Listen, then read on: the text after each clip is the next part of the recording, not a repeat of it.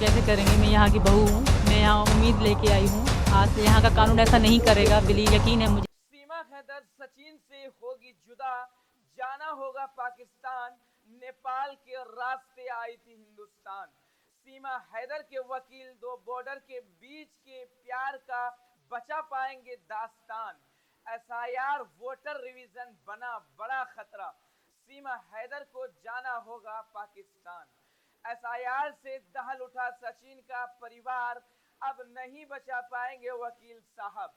देश के अलग अलग राज्यों में नागरिकता की कार्रवाई तेज, लेकिन बड़ा सवाल पाकिस्तान से आई सीमा हैदर की भारतीय नागरिकता कैसे तय होगी। देश के कई राज्यों में कागजात और पहचान की जांच तेज है। ऐसी स्थिति में एक बार फिर चर्चा में है सीमा हैदर का मामला। पाकिस्तान से अवैध रूप से भारत आने वाली सीमा ने नोएडा के रहने वाले सचिन से शादी की और अब भारत में रह रही है। लेकिन बड़ा सवाल ये है, क्या सीमा भारत में हमेशा रह सकती है? क्या उसे भारतीय नागरिकता मिल सकती है? और उसकी पहचान और दस्तावेज आखिर आएंगे कहां से? आज हम समझेंगे कानून क्या कहता है और अथॉरिटी किन साक्ष्यों के आधार पर फैसला लेती है। नंबर 1, सीमा हैदर कैसे आई भारत? सीमा ने नेपाल के रास्ते भारत में एंट्री की थी।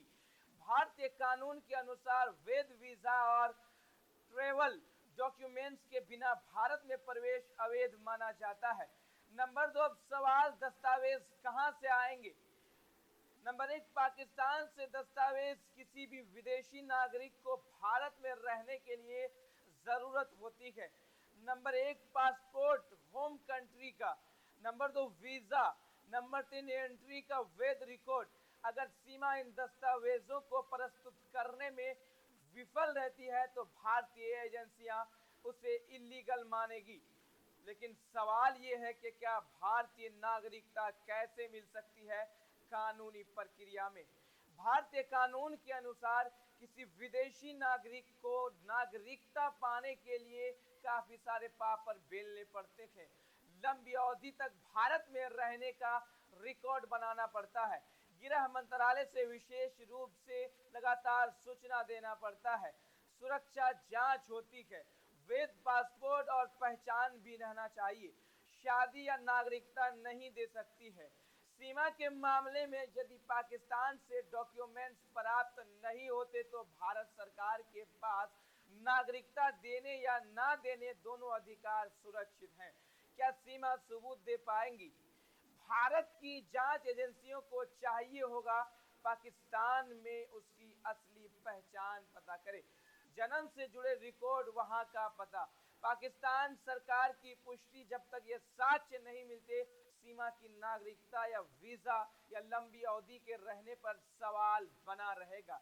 शादी होने के बावजूद कानून अस्पष्ट है। भारतीय नागरिक से शादी करने से विदेशी को ऑटोमेटिक नागरिकता नहीं मिलती।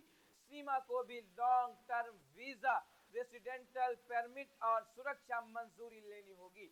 तो कुल मिलाकर देश भर में अब पहचान और दस्तावेज की जांच चल रही है। ऐसे में सीमा हैदर का मामला फिर सुर्खियों में है। सवाल अभी भी वही है, सीमा के दस्तावेज आएंगे कहां से और क्या कानूनी तौर पर वह भारत में रह पाएंगी? इस पर अंतिम फैसला भारत सरकार और सुरक्षा एजेंसियों के हाथ में है। क्योंकि लगातार जो है, आपको हम बता दें कि जितने भी पाकिस्तान से आकर हिंदुस्तान में रहने वाली महिलाएं थी या फिर कोई शख्स थे, सबको कुछ दिन पहले यहाँ से भेज दिया गया था।